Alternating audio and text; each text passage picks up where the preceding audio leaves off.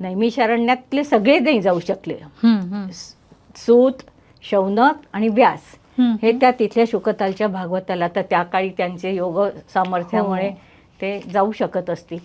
आणि तो भागवत करून आल्यानंतर या इथल्या राहिलेल्या ऋषीमुनी, हजारो ऋषीमुनी होते, त्यांनी विचारलं की तुम्ही तिथे गेलात, तिथे एक दिव्य घटना घडली, ती काय घडली ते आम्हाला इथे आत्ता आम्हाला सविस्तर सांगा.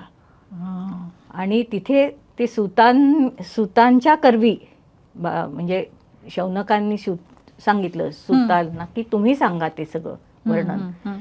तर ते प्रश्नोत्तराच्या स्वरूपात हजारो ऋषीमुनींनी पुन्हा तो भागवत तिथे जो घडला तो तिथे सांगितला गेला. म्हणून तिथे भागवत ऐकायचं महत्व खूप आहे.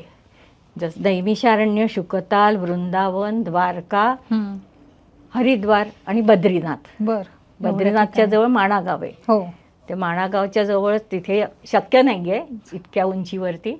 पण बद्रीनाथ जवळ आम्हाला भगवंतांनी आमच्याकडून भागवत सप्ताह करून घेतला. फार उत्तम अनुभव आहे.